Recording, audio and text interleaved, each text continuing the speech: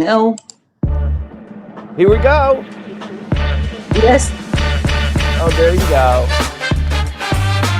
How you doing, Maya? Good. How about you?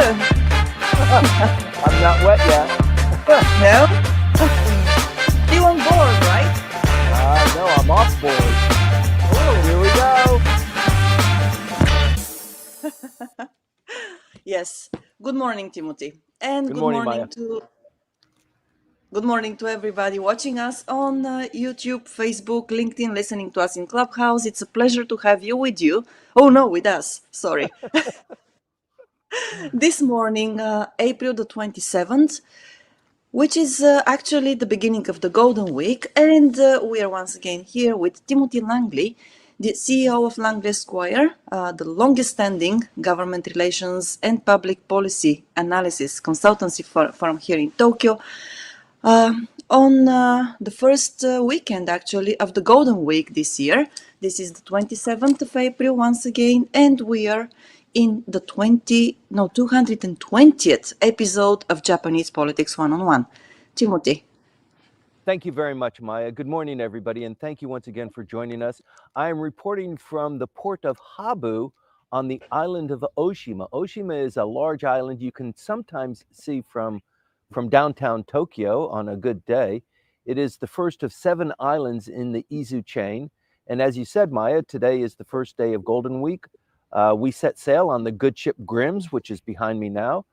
Myself and a crew of 3 sailed 7 hours yesterday from the home port of Chiba to the port of Habu, which is a collapsed caldera. I'm surrounded by towering cliffs where the inside of the volcano collapsed and the sea flooded in, and they've built it into a beautiful harbor. And that's where I'm broadcasting from. And luckily, we have a good, strong signal so that my mouth is moving and the sound comes out at the same time. Amazing technology. Amazing technology indeed. Well, thank you very much for agreeing to broadcast today again, even though you are on your adventure for this week, this year's Golden Week. So, but Maya, the same goes for you. I mean, you are traveling too. You're not in Tokyo. You've taken your family. You've gone to some island in the Okinawa island chain. Is that right? Yes. We are in Miyakojima at the moment, sitting here just almost at the beach with a beautiful view over one of the Lucky. bridges. Yes, lucky. Well, you're lucky too, right? Well, the weather is a kind of overcast here, but it's still very pleasant. Yes, Miyakojima it is. So once again, for those of you who are just joining our audience, this is our 220th episode, 220 consecutive weeks. Maya's a busy person. I'm a busy person. Every Sunday for 220 weekends, we have been here. Even though we're traveling, even though we go on different trips, I'm basically outside of Tokyo. And we do that because, number one, we're dedicated and passionate about Japanese politics and talking about it and teaching people and showing them how it works and what it means and how you can kind of evaluate and project what is potentially going to happen that's important to you or your business or your embassy or your mission. And so we always appreciate you joining in the Q&A period or just hitting like or sharing it with your friends. Our audience has actually exploded ever since the assassination of Shinzo Abe almost 2.5 years ago. But a lot of people throughout the globe are interested in what's going on in Japanese politics and what it means. And this is something that's quite unusual. Before, people just bypassed Japanese politics because it really didn't mean anything. It didn't make any difference. It was same people in loud suits making pronouncements. But Japanese politics is important. It's the 3rd largest, maybe the 4th largest economy in the world, and it draws in Japanese or foreign investment and startups and a lot of vibrancy in the economy. But it does suffer from some problems, and it is a large investor in other countries as well. So let me get into the hot points of today's briefing, and then I'll pass it back to you, Maya, and then we can get into some of the beef and bones before we get into Q&A. So as usual, we always start with the yen dollar rate because it's a barometer of what's going on. And this week it closed out on Friday at 143 0.44. A little bit of volatility this week, probably due to the inconsistencies with China and the U.S. on tariff. So the yen does strengthen, it weakens as a consequence of that. This week, it actually went to 139.89 on Tuesday. So that's an incredible price for the of the yen compared to the dollar. And so there's volatility not just between the United States and Japan in these currencies, but in other economies as well. Core inflation surged, as we talked about last week and almost every week, because it's so outstanding. 3.4% for the month of April, far exceeding the 2% target set by the Bank of Japan, and it's a 2-year high actually. The Bank of Japan will have their monthly meeting. Let's see, Wednesday, Thursday, and Friday are work days. I think Thursday is the 1st of May, and they will have their bank meeting the last time they could have it this month. So it will be on the last day of this month on Wednesday and Thursday. They'll have their 2-day meeting, and it will be highly anticipated what the Bank of Japan Governor Ueda is going to talk about. There has been discussions in the United States. This Treasury Secretary of the United States met with the Finance Minister this week, and we can get into that a little bit better later in the briefing. The Prime Minister will visit Vietnam today until Tuesday, and then to the Philippines. And we talked about the Philippines and the Japan Self-Defense Forces finally participating actively in a military operation, military training exercise with the United States and Australia. Right now, actually, it's a big exercise. We anticipate the Japanese self-defense forces becoming a little bit more involved and integrated into these joint exercises. It's a little bit worrying because it does trigger the constitutional restriction on Japan being in an offensive mode or in an offensive capacity or producing weapons that have offensive capabilities.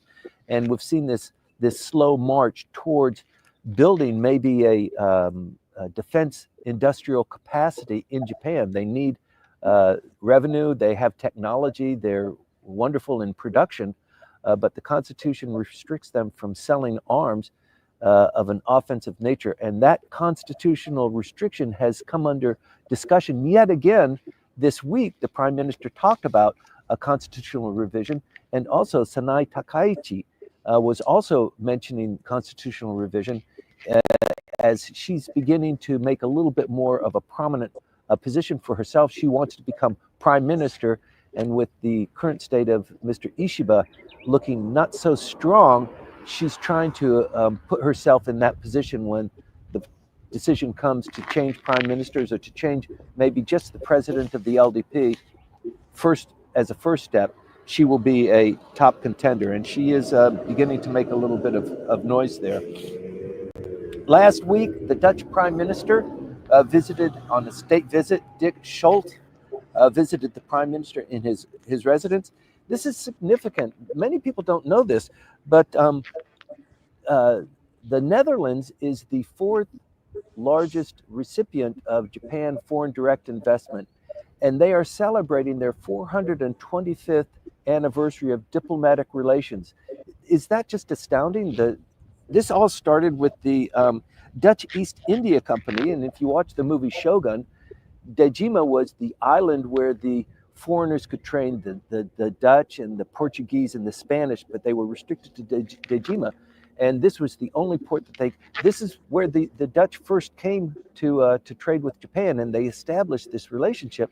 And in fact, Anjin, the foreigner who was critical in developing that, was the representative director of the Dutch East India Company. After all of this ended, he was a samurai and he began to trade, and he was one of their representative directors, funny enough. So the Netherlands and Japan have a very long history, a very deep history, and this last state visit was very significant, and there was a lot going on in the Prime Minister's residence and throughout Tokyo, as you might have seen the Dutch flag flying. Let me see. Regarding the Prime Minister and his current standing with the public and within Parliament, his his approval rating is in the high 20s, not really 30. I think not many people are saying his approval rating is at 30%. So he's a little bit underwater there, but it's a delicate time. People don't want to change horses in this. We are in a crisis. The prime minister has said it. The cabinet has said we are in a crisis with the Trump tariffs and with the economy and with the rising prices and the consumer index. But there's intense scrutiny over the prime minister's handling of the Trump talks. So as you know, he's appointed his minister to go to Washington, D.C. to engage in these talks. Yosei Akazawa went maybe 2 weeks ago with a delegation, came back and reported to the prime minister and to the Diet what his progress was. Not much happened. They said it was a scoping exercise. They didn't really get into the negotiations, but now I think the negotiations will continue. And the prime minister has said, it's not a quick process. It's a bit of a long process. And he's expanded his team within the Kante to deal with that. I think there were maybe 45 people that were seconded from various parts of the administration. And now it's about 60 people, and they brought people from the fisheries and agriculture ministry that weren't part of that before. He caught a little bit of heat as a consequence of that. But he is bolstering that up. The consumption tax debate is furious here. So you might not have heard, or maybe you have, but it's just a relatively recent one. The consumption tax in Japan now is at 10% and 8% for foodstuffs. And because of the anticipated impact, negative impact that the Trump tariffs are going to have, and we don't know, but I think people basically understand that it's going to be a hit to Japan. I guess they're telling me to wake up. Sorry about that. We don't have full control of the studio here. Right. Okay. So this is a war port. There's self-defense forces vessels here, but mostly it's a fishing port, very rustic, and I just have to wait for this announcement to finish before I get on with my brief. Well, we can still hear you pretty well. Okay, good. Then let me continue on. Yes, please. Thank you. So he's getting pretty much punched around. There was a meeting in the Upper House Budget Committee on Monday, and then on Tuesday, he had the one-on-one with the opposition leaders, with Mr. Noda, with Mr. Tamaki, with Mr. Maihara, in a distribution of questions and answers that were set up based on the power, the number of people they had in the parliament.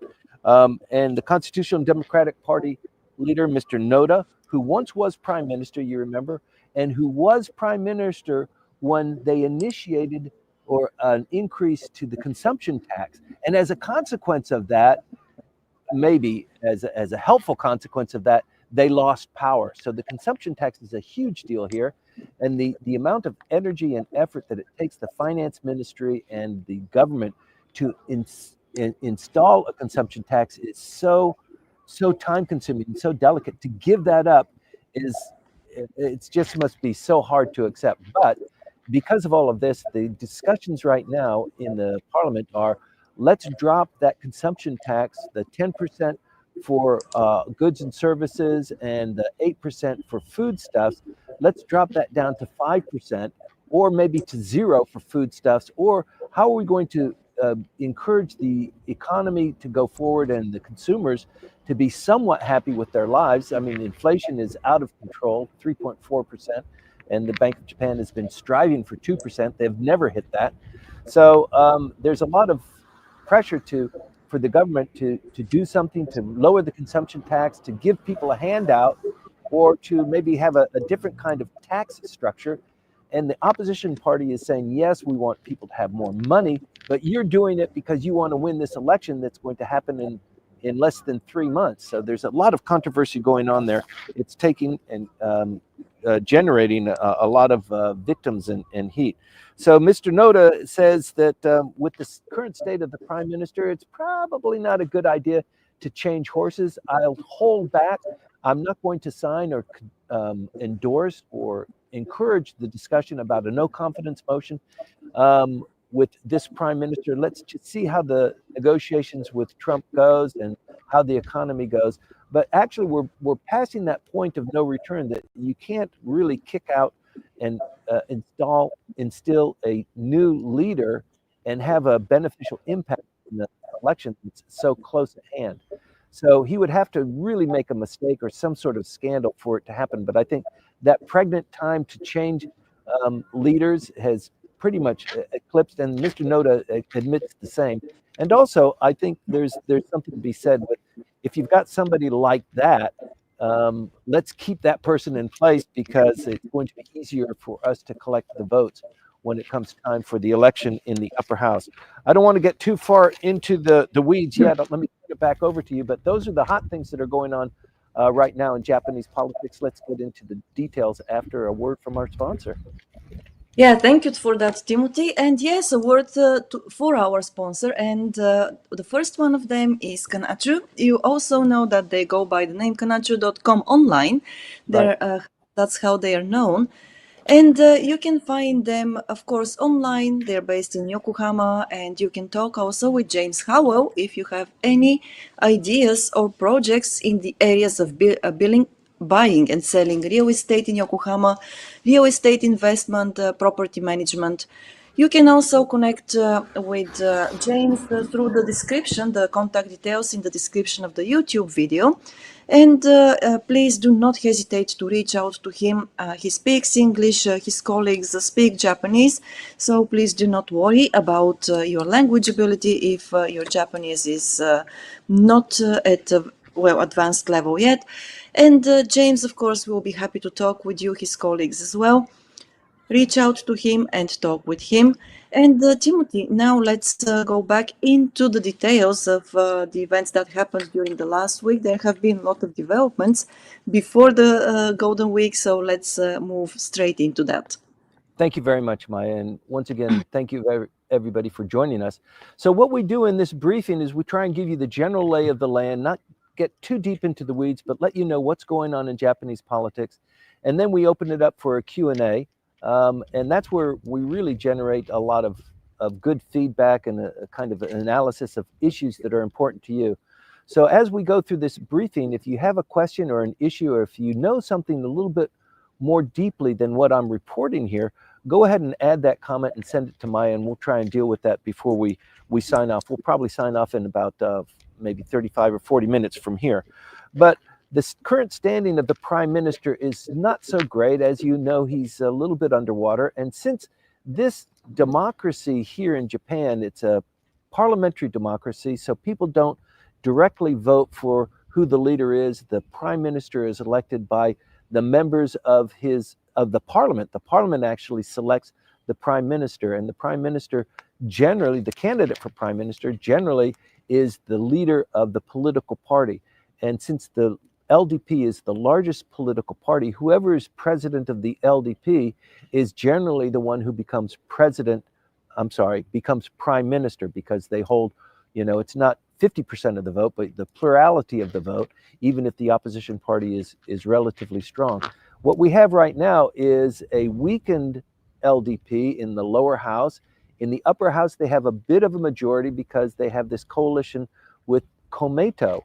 But the prime minister and the election of the prime minister depends a lot on what the public thinks of the prime minister and of his administration.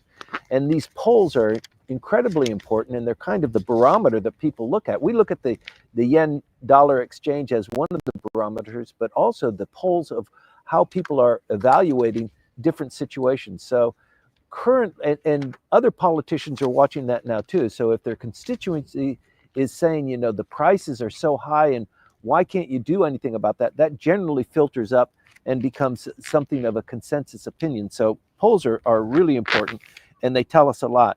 So the prime minister's standing right now is in the mid-20s, high 20s.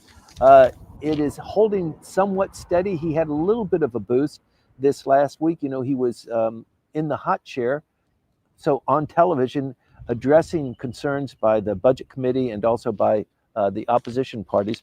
But he is holding his own, but people don't have a whole lot of confidence in his ability to manage the Trump tariffs and how he's going to manage that. In fact, about 80% of the Japanese population in a poll that was just conducted don't expect or anticipate that Japan is going to come out smelling so great. It's not going to influence their daily lives with the tariffs. I think they probably acknowledge that, yes, Japan has benefited from the ability of this export machine that has been developed in Japan for many generations to export to the world's largest consumer market, the United States. And there have been trade deals where the United States has complained, the Americans are buying so many cars, why don't you build them here? And the Japanese automobile makers did do that. They put their production facilities and employed more than 800,000 American citizens in not just automobiles, but automobiles and in other industries. So it's a great contribution. But with the tariffs, it's I think that the Japanese consumer understands that there's going to be a hit, and it's not a good time to have a hit. With the consumer price index rising so high, and the cost of foodstuff, the cost of rice is just astronomical, 92% year on year, and it's actually forced the Japanese government to import more rice, which is almost a taboo because the protection granted to rice farmers, not just rice farmers, but all farmers in Japan, because they typically vote LDP, and so they expect, a little bit of love as a consequence of that. And the Japanese government does protect rice farmers and other produce farmers, but the availability of rice, because of government policies, has forced the prices high. But I think there's a little bit of maybe wholesaler hoarding going on, because the prices can probably suffer a little bit more increase. But I mean, for anybody that's living in Japan, and rice is a staple here, you can't get away from it. Not only the prices are exorbitant, but also just pure availability. So Japan has decided that it is going to increase the importation of rice, California rice, significantly. And for the first time, it's going to be importing rice from South Korea. And I can get into those numbers a little bit later. But 70% do not expect the Ishiba government to succeed very much in these negotiations. And in fact, 50% want Mr. Ishiba to step down before the elections. Actually, that's 60%. There's 50% who want him to stay. I'm sorry. The number of people who want him to stay until the end of his term, which is in September of 2027, that stands at around 27%. So that's somewhat telling. It's somewhat, it might be expected from the Japanese culture and political dynamic. You stay with what you've got. You stick with the status quo. 27% of the Japanese population say, let's stick with the prime minister until his term ends. 60% say, nah, he should leave. He should leave, and he should make it pretty quick. And if it's not going to be after the election, maybe before the election. So people are watching that. And at the same time, there are a few that convinced that the opposition can do any better. So they're kind of between a rock and a hard place. The 67% of Japanese voters consider the alliance between the LDP and Komeito to be solid enough, but 61% of those polled also are okay with the LDP being in a minority government. So that's more than half. They're watching what's going on. They're watching what's going on with the diet and the difficulty the LDP is having in passing bills and in negotiating with the opposition parties. But I guess Mr. Ishiba has been doing a passable job, because 61% of those people who are observing this say it seems to be okay. The LDP doesn't like this. They're having so much difficulty just doing things. They don't even have the muscle memory of negotiating with opposition parties because they haven't had to do that for 20 years. So this is a new thing for them. And interestingly enough, and this is a topic that's actually coming up more and more over the last, not even 2 weeks, these last 10 days or so, that 48% of the voters say that having another coalition party inside the Jiminto, the LDP, and the Komeito coalition is probably a good idea. And so when people hear that, they're thinking, obviously, it's either going to be Ishin or the Constitution, the Democratic Party for the People. It's not going to be the Constitutional Democratic Party. The Constitutional Democratic Party is the largest opposition, and it wants to topple the LDP. Whereas the other, Ishin, but in particular, the Democratic Party for the People under the leadership of Mr. Tamaki, they want a cabinet seat. They want to be in the government so that they can assert more and more control. They grew, you remember, in the last election in October, they grew 250%. They went from 8 to 28 members. And Mr. Tamaki has said, I want to repeat this in the upper house election, and he's putting pieces in place to achieve that. So it doesn't look like there will be a joining of that kind of coalition until after the election. Nobody's going to make a call to do that until they see how wounded the LDP continues to be, or how much stronger, or maybe the status is maintained. Mr. Ishiba continues to be prime minister, but he needs more than 50% in the lower house. He needs more than 50% in the upper house. They've maintained the upper house majority, but they're sick of this minority government, so they invite the one of the other opposition parties, and it looks like the most feasible would be the Democratic Party for the People. And the idea has been floated. It was actually mentioned this week, and Mr. Tamaki was asked, we understand that you want to be prime minister. What's the likelihood of you becoming prime minister, Mr. Tamaki? Because, if you're brought into the coalition, and now the LDP as a coalition has a majority, now they can push bills through, what is the cost to you? What are you going to do to bring your, right now, 28, but after the election, it's likely that they will have increased their numbers more, maybe even eclipsing the numbers that are held by Ishin. So everybody is really looking forward to this election. The election itself is in about 3 months' time. The election starts in about 9 weeks. So this diet session will end on June 20th or June 22nd, I believe. And then within a very close period of time, because the Constitution dictates that the upper house election the 6-year term for 50% of them ends, and so they must have that election, and that's the bookmark there. And the campaign period is, I believe, 14 days for the upper house. So a lot can happen between now and then, and we're going to keep our eye on it and continue to report to you on what's happening with the prime minister, what's happening with Mr. Tamaki, and if he does bring in his party, what is the benefit? It's certainly going to be at least one cabinet seat, but it could be, him coming in as prime minister in a coalition government. Difficult job for him to do, but maybe the cost of having that coalition being able to push the bills forward. It's happened in the past, so it's not impossible. We're going to continue to watch it.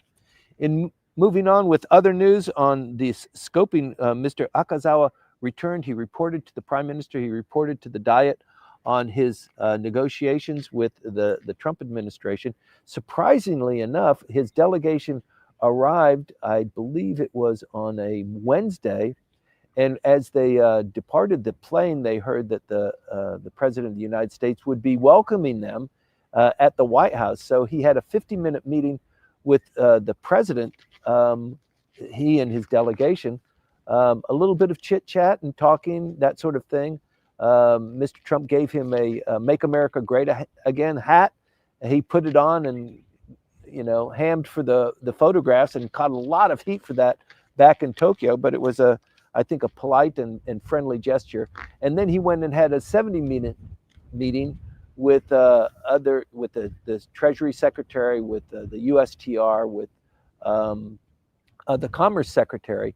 But all they achieved in 70 minutes, although not a huge delegation, probably 20 people came into Washington, D.C. They stayed for 2 days, and then they came back and reported to the prime minister. But actually, from what he's reported, is it was just a scoping. It's just kind of getting to know you. They understand that the details are going to be hammered out in a process that's moving forward. But the Japanese want to go slow and kind of make sure that the agreements that we've made on automobiles, on importation of agricultural products, and that sort of thing remain in place. These agreements were hardly fought. They took a lot of time, a lot of people involved in that, and you just can't throw them away. So it's a bit of a go slow approach. In 90 days, that relaxation of the imposition of 25% across the board, 25% on automobiles and 24% across the board is supposed to be implemented. I think it will be resolved by then. The Japanese government wants to go slow, as I said. The American government wants to go a little bit broader. They want to begin to expand this. So one of the criticisms that you've read in the newspaper and heard perhaps on TV is that there's no parameters that are being set. It's just, tariffs will be imposed. Why don't you come in and make a deal with the United States on how we're going to be moving forward, how we're going to correct the international situation with regard to tariff and trades that has been in place for a long period, maybe 30 years. This has been going on. So it's really founded in a lot of agreements and understandings, and that is being unraveled for a new way of dealing with the international trade situation. And it's probably, I think most people understand that it's due time for it, because there are so many absurdities and inefficiencies in that. So I wish a lot of luck to the Prime Minister, to Japan, and to the United States in getting us through this period, because as you can tell from the economy, everybody is poised, and you're not signing long-term agreements. You're not making machinery purchases as a consequence of this, because you just don't know. So hopefully we can finish that off. But the Prime Minister continues to be on the hot seat. The discussion on the consumption tax is a hot issue. There are people within the LDP who say, don't drop the consumption tax. It is fiscally irresponsible for you to do that. You have the Treasury, the finance minister. You control the economy here, and for you to drop the consumption tax, that means that the money that's flowing in naturally into the government is going to be negatively impacted. We just passed the largest budget less than a month ago. On the 1st of April, we passed this budget, the largest, and 50% of that is anchored on debt. And so the rest of it is coming from consumption and people paying taxes because they're producing, or they're consuming, or they're exporting. And now if you're going to be reducing that more, it's going to be far more than 50% that the Japanese government has to borrow. And this has been going on. The amount of debt that the Japanese government holds is 250% greater than what it pulls in. And this has been going on for 30 years. So the United States wants to rectify things in tariffs and trade. The Japanese government really needs to do something with regard to their reliance on debt structuring for managing the budget. And that's why this conversation about a new industry, perhaps a military industrial complex where Japanese technology can be imported, implemented into products of warfare, is very attractive, because that's a big business. It generates a lot of revenue, and the Japanese could probably do very well at it. But there's that niggly issue with the Constitution that prevents Japan from doing anything in an offensive capacity. So once again, this discussion of the Constitution, the revision of the Constitution, comes up from time to time, and it came up this week somewhat suddenly. People are saying, let's talk about rice prices. What are you talking about revising the Constitution at this period of time? That's so esoteric. There are other issues that we need to focus on. So it's still a very hot discussion, and something just to keep an eye on. But the Japanese government and the Japanese economy is suffering, and with the prospect of increased tariffs and a hit to the economy, people are understandably nervous. Moving on, what do we have? We've got dealing with rice prices and prices in general. The government has been considering giving cash handouts or reducing the gasoline tax or doing something. And you might remember when just before they passed the budget, the prime minister was having lunch with Mr. Saito, the leader of the Komeito, which is the Clean Government Party, and it is very much dedicated to helping those people who are less fortunate and who don't have enough money for food or for children's support or for education, that sort of thing. So they're very much interested in lowering the burdens on people who have a certain income level below that. And they have a real champion in the Democratic Party for the People who wants to do the same thing. They're a populist government, political party, and they have hit a chord with the Japanese population. They increased their numbers from 8 to 28, as I mentioned earlier, in the last election. So people are a little bit sick of the LDP.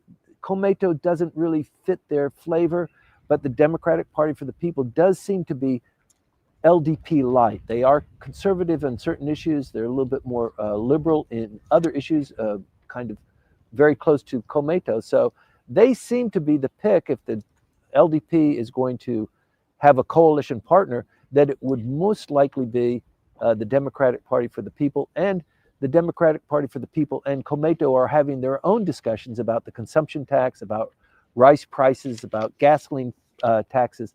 And in fact, there are two parties here that really hold a key. One is the Democratic Party for the People, because they hold this kind of potential swing vote, but also the Constitutional Democratic Party, where they're the largest opposition party, and nothing's going to happen with a no confidence motion or let's kick the bum out, let's get a new prime minister. None of that's going to happen without the active participation and probably the leadership of the Constitutional Democratic Party under Mr. Noda. So these two individuals are really key individuals to be watching as we move forward. And there's going to be a lot happening over the next 2 weeks in particular. So it's going to be a critical time. So in the LDP, there are fiscal hawks and there are fiscal doves. Some want to have a more stable fiscal regime. They don't want to diminish the consumption tax. And then there are the doves that say, look, you've got to do something, at least reduce the consumption tax on foodstuffs, where it's now at 8%, just cancel that. So one of the discussions that is being had now, it's not decided, but it was very hotly debated on Friday, is for the foodstuffs, let's just drop the 8% down to 0. Let's do that for a year, and let's reduce the gasoline taxes. Let's try and provide a little bit of relief here. When that hit the press, the opposition parties just went wild, because they're saying the LDP is using this as a ploy to kind of encourage people to like them again. They're getting the benefits, and the LDP is doing it, but the LDP can't do it. It's a minority government. It needs the contributions of the other parties too. So if you're going to take the benefit from doing that, we get part of that benefit too, because we want people to like us and vote for us. So as it stands right now, almost everybody, all the parties are in agreement that we reduce the consumption tax, even though it drives the fiscal hawks crazy. Even in the Constitutional Democratic Party, there are fiscal hawks. So Mr. Noda wants to reduce the consumption tax, but his number two in command says it's fiscally irresponsible to do that. Look at the budget, look at the amount of debt that we're carrying. So even within the Constitutional Democratic Party, there's a split there. In the LDP, the split is much more pronounced. Ms. Takaichi, that we've talked about earlier, who wants to become prime minister, she was a candidate in the last two elections for the LDP president. She is very much towards giving people money, giving them the opportunity, and she and Kobayashi Takayuki are in that camp. And then on the other camp with Mr. Moriyama, they're saying we have to be fiscally responsible. We have to be adults here. We have to survive. We have to toughly negotiate with Trump. We can't let him bully us. The Japanese economy needs to come back. We need to change the constitution, that sort of thing. So there's a lot of there's a lot of pushing and shoving that's going on. So in the next 2 weeks, we'll find out a little bit more of this. But the cost of living reaction by the government is a very hot topic. Currently, they're thinking of reducing the taxes on gasoline that you will see relatively quickly, probably certainly within the next 2 months, but even a little bit earlier. And they'll step it in tranches so that by the time we enter into the summer months, the price of gasoline will drop, and also with electricity prices too, so that people can run their air conditioners and not be spending all of their money just keeping their houses and the lights going on. But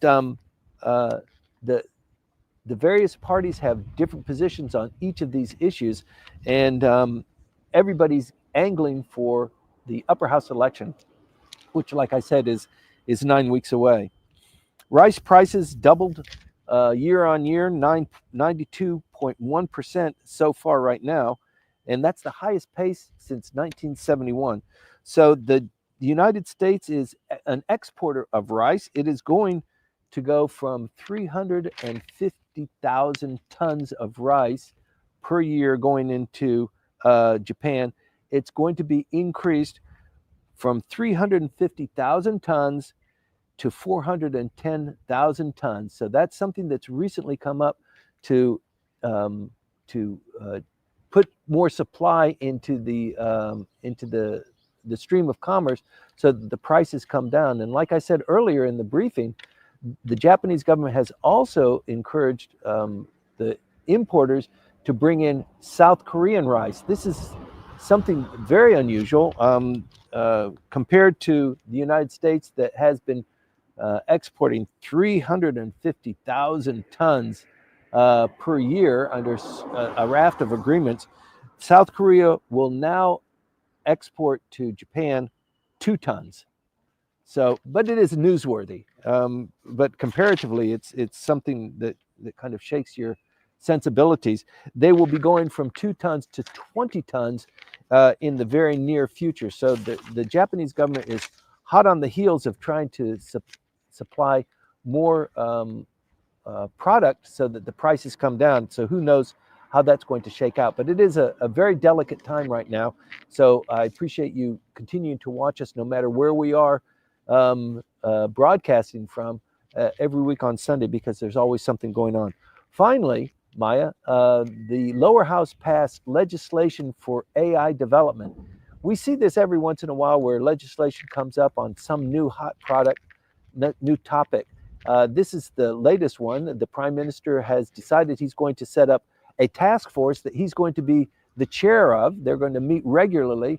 He's going to dedicate a certain number of staff and a certain budget for AI development and promotion. This will it has passed through the lower house. It will go to the upper house in this diet session and likely become law. It's interesting because it promotes the development of AI technology, but it also is heavily geared towards mitigating the risks that AI technology and AI development has. For example, copyright infringement, or maybe pornographic images it's really beginning to take off a little bit here, where it's not pornography with photographs of real people, but using AI to develop this. They want to dampen that down. They want to facilitate personal information protection, because there's a lot of personal information theft that goes on when you implement AI.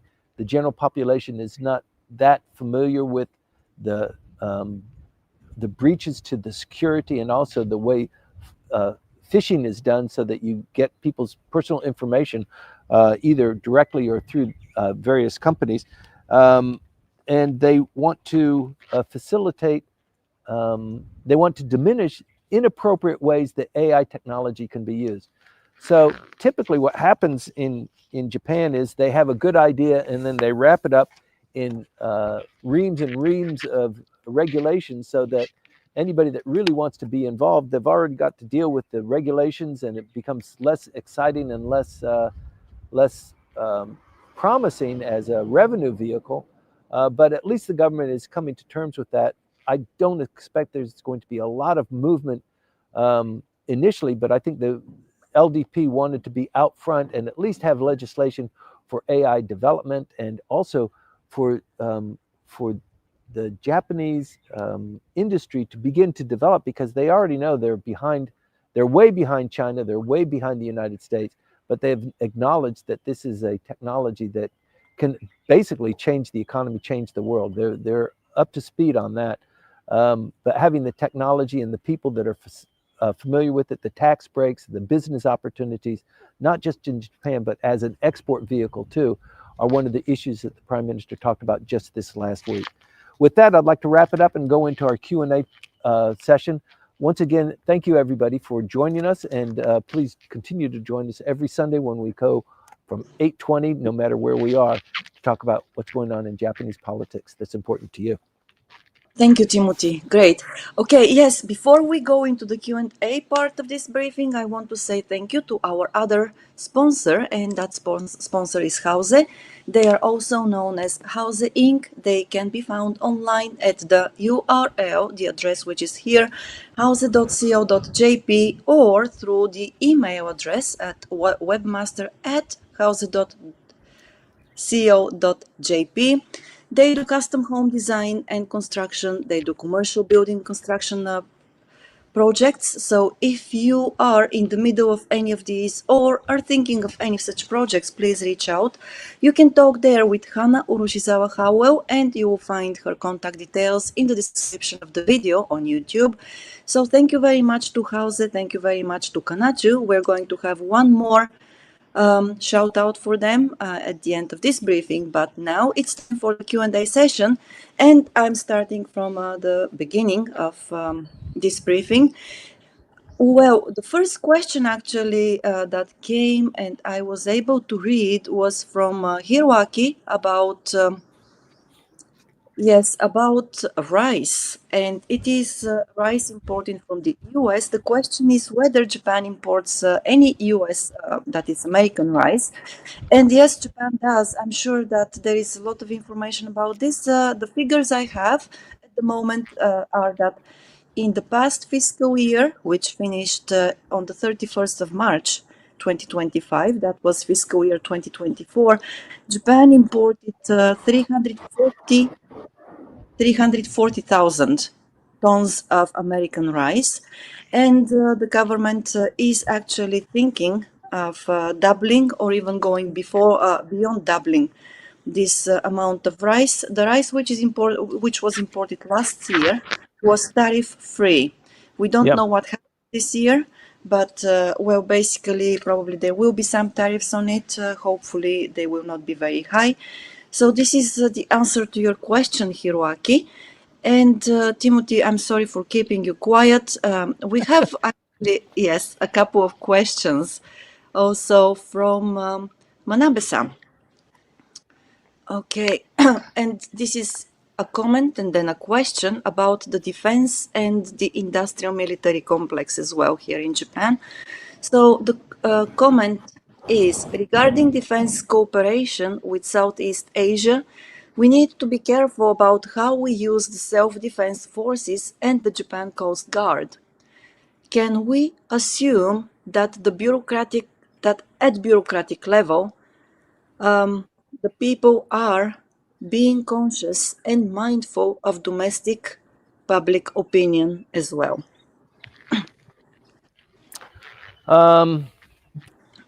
Yeah, I'm not quite so sure. I think the desire to develop military capabilities, it's two-pronged. One is that the United States seems to be wanting to pull back a little bit. America first, America, you guys take care of yourself. So for the Japanese to fill that gap is a daunting prospect. The United States has provided military protection and a nuclear umbrella since the end of World War II. And so if the United States is going to be pulling back from that, if they're going to move their status of forces from prominently Okinawa to Guam or to other areas, it is going to put Japan in a bit of a delicate situation. Japan right now can't protect itself. It doesn't have a large enough military. It doesn't have that kind of capability. And should something happen aggressively in China or in North Korea, to respond to that, the Japanese, I think, are really they're not up to that task. So that's the first part, and the second part is that the Japanese did extremely well in automobile manufacturing. It is the linchpin of the Japanese economy. Not quite 50%, but maybe 40, mid 40% of the Japanese export economy is dependent on automobiles and parts, and also the amount of revenue that comes in from production that is being done throughout the world. So if they can do that with cars, what else could they be doing that to? And military equipment comes up as a viable opportunity. They've tried airplanes, passenger airplanes, pontoon airplanes, those sea airplanes. The Japanese used to be world class in that. Just prior to World War II, they were the leaders in that sort of technology. They considered that too. The passenger jet airplane, it didn't quite take off, no pun intended. But the military equipment and supplies and the destroyers and the submarines and all of this high-tech equipment, it's really attractive for somebody in Japan's situation. They have the military, they have the manufacturing prowess, they have the high technology, they can embed these seamlessly, maybe better than anybody else in the world. The Japanese cars are remarkable for how popular they are, no matter where they're sold.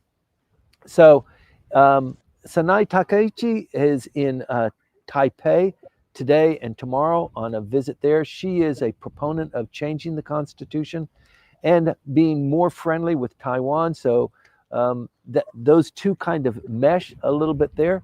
Mr. Kishida is on his own trip as an emissary for the Prime Minister. He was the longest serving foreign minister, as you know, and he was the previous Prime Minister. And he is in Malaysia and in Indonesia, while the Prime Minister is in Vietnam and the Philippines. And he's in the Philippines for a lot of different reasons, but one of the reasons is because of these joint exercises in the self-defense forces participating in the huge exercise that's going on right now. So the military-industrial complex, yeah, I think there's a component of the Japanese population that likes the peace constitution. Nobody's going to touch us. Nobody's going to invade us. We are a peaceful nation. We don't even have offensive capabilities, defensive capabilities. But it's a volatile region, and it seems like North Korea doesn't care if it's a peace constitution or not. They have a bone to pick with Japan, and it doesn't seem to go away. And similarly, the Chinese too. So they're between a rock and a hard place on that issue. Right, and maybe along these lines, there is another question from Hiroaki here. Could you please let us know about any options for U.S. strategic reciprocal investments, like, reciprocal investments between Japan and the U.S.? And I believe that probably we need to do some research into this because it's not really something that is open at the moment as information open to the general public. So Hiroaki, thank you very much for the question, and please stay with us. I mean, keep watching, and we'll be. Yes. Can I just jump in, Maya? Reciprocal investments, is Hiroaki-san talking about military reciprocal investments? Not really. He mentioned as an example liquid natural gas fueled engine car or something like this. So I don't know whether this is, something that is being talked about at the moment, but not only military, I believe. Okay, so there has been some news that Toyota has made some significant breakthroughs. They've got some patented processes there. And there was a question, it might have even come up with Hiroaki 2 or 3 weeks ago about, is there not an opportunity to jointly produce or co-produce a vehicle between the United States automobile industry and the Japanese automobile industry? You might remember that question, Maya. And I we were do. talking about the companies are so different. I mean, even Toyota and Nissan getting together, it's almost impossible to conceive of. And although the Americans have been trying to come to Japan in the automobile sector, not very successfully, but the Japanese going to the United States a little bit more successfully, but that's because they're bringing technology and money and they're hiring people, and it's a completely different mix. The, the flip side of that is coming to Japan and hiring people and buying land, and it's doing the manufacturing. It's difficult to conceive. But with the new technology, I guess anything is open to suggestion. The automobile part of the U.S. economy is huge, and as far as Japan is concerned, as we said earlier, it really is. It underpins the Japanese economy. If Japan did not have this high tech, growing, continuing to improve automobile industry, Japan would be in more serious trouble than it is right now. It needs something like automobiles. Right. Well, if I may add, of course, last week we mentioned once again services, and there is very little talk about services. And the United States services are huge here in Japan. And when I say services, I mean all the tech companies, the mastodons of the United States. The tech companies are here in Japan too. So maybe there is something along that lane as well. But Mm-hmm. of course, we'll still have to do research and before we talk about that. Okay, so thank you for that. And yes, we've got also Akira Takuhiro-san. Thank you very much for watching once again, sharing his opinion about politics. So he says, in every G7 and G20 country, elected officials want to be elected and stay elected. There is a disconnect between these objectives and tackling domestic and international issues. And to this, yes, Manabe-san adds that, yeah, it's also difficult because of a rising of populism, and it is a Yeah. challenge, yes, to public policy as well. To which, once again, Akira Takuhiro-san says, in Japan, because of the nuances of the language, will always be behind in large language models. Okay, this is about technology. Please forgive me. AI, right. Yes, Japan, because of the nuances of the language, will always be behind in large language models, AI-based processing. Nuanced languages require more programming from experts in programming and language. Yes, that's Great insight. Yeah. yes. Thank you so very much for sharing with us, Takuhiro-san. Yes, and it is yes. We talked about this actually in one of our policy briefings that Timothy Langley delivered a couple of months ago about AI and how Japan had stayed relatively protected and also isolated, and how it still needs a lot of work because of the language that it speaks. Thank you very much for sharing that.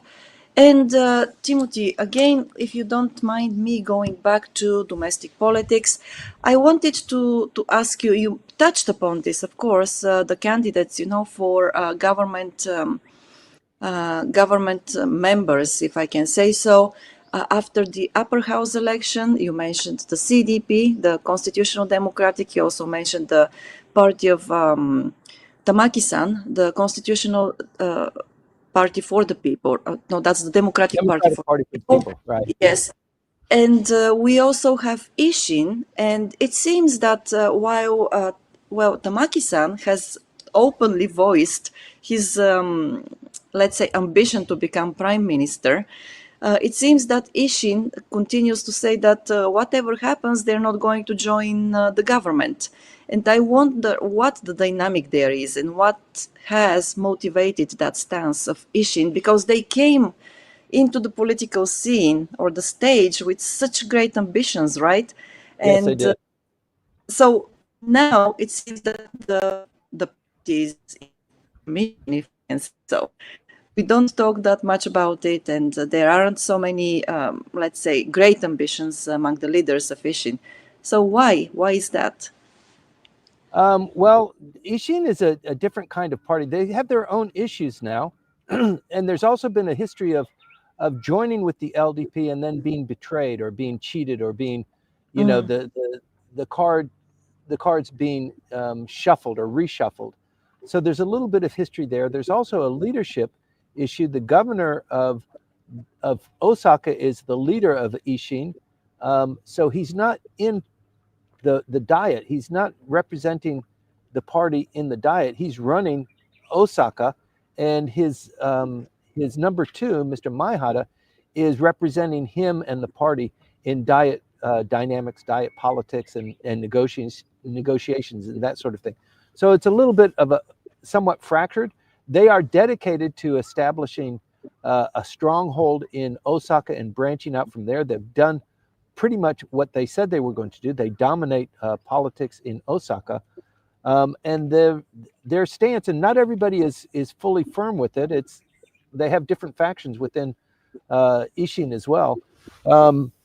Some people are saying, let's join with the LDP. They are the party they're the party in power, and if we join with them, then there are going to be some benefits, at least a cabinet position, but at least maybe that will help us springboard into more national politics. And they're not a national party. The Democratic Party for the People is also, because it's so small, it's smaller than Ishin, but it is much more dynamic and much more attractive because of it's kind of LDP light.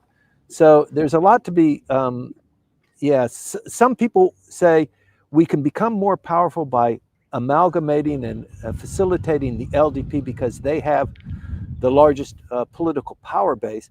And there are others that are saying, like the Constitutional Democratic Party, let's kick the bums out. They've had power for too long. The reason why we're having such trouble with the budget and with the economy and with the United States is because these guys have been, putting money in their pockets and cheating everybody. And now look at the mess that we're in. We'll come back and fix it. So I think that's part of the reason. But yes, the different parties are different for a lot of substantial reasons. And if it's not very well understood by some people in the audience, then we can get into that and maybe have a separate briefing. Right. Okay, thanks for that. And Timothy, by any chance, there is a question from Hiroaki. By any chance, do you happen to know how many Japanese politicians are visiting the United States this Golden Week? I don't know how many politicians. I know of the cabinet. The formal cabinet is about 22 people. 14 of them are on international travel during Golden Week. That's the information that I have. There's when Golden Week comes, it's an opportunity for you to leave and say you're going to go and talk to politicians in Hawaii, right? So everybody wants that opportunity because there are so few opportunities to actually escape this place and take a vacation. But it is a prime opportunity to go out and visit other foreign leaders. So yes, like people jumping out of an airplane and parachuting out and separating from the pack, that is happening in earnest, and not just with the politicians, but with business leaders as well. And people like me and you, Maya. I mean, we've been looking forward to Golden Week. It's a break from the regular things that you're normally doing. But I think it's an interesting component of Japanese business culture and politics as well. So the next briefing, I will brief from some other port somewhere on the Izu Island chain. But within the next week, there's probably not going to be a lot of major political happenings, but there will be some reports coming in on the tariffs and on domestic politics. So please continue to look forward to that. But I don't expect it to be very active, but it is a business. There are business days, Wednesday, Thursday, and Friday. The Bank of Japan will be meeting on Wednesday and Thursday, so there'll be a lot to report there. And so it's always something going on in Japanese politics, whether it's Golden Week or not. Yes, always indeed. And one last comment, which I very much agree with. So from RGM Ravenwood, that's somebody on YouTube, viewer on YouTube, who says NIMBY was a joint Toyota General Motors plant in That's right. Fremont, California.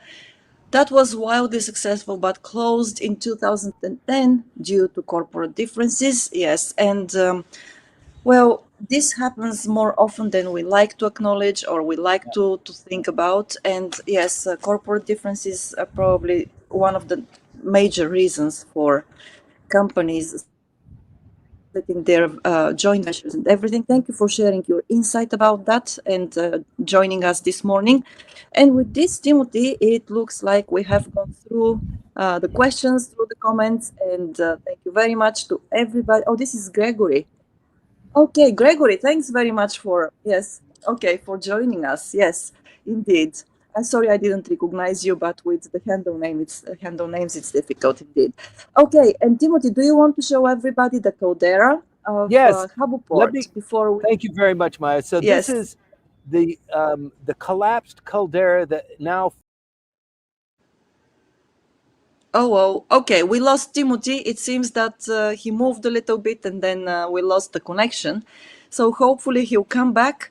But if he doesn't, while we're waiting for him anyway, or well, before the end of this briefing, if you're watching us on YouTube or LinkedIn, Facebook, please let us know that you have been there by hitting like, probably subscribing if you haven't subscribed yet, and also leaving a comment or a question. If you don't leave a question during the briefing and do it well during the week after that, we'll address it well during the next briefing, which is always on Sunday morning at 8:20 Tokyo time. I hope that it's not too early for you, but well, that's how it is. And it looks like Timothy is not here yet. With this, then, I'm sorry for this, but well, maybe next time he'll be able to show you the location he is reporting from on next Saturday. And with this, I want to say thanks again for everybody and another shout out to our wonderful sponsors here at. Yes, Japan Expert Insights. See you next week. Have a great day and a wonderful Golden Week.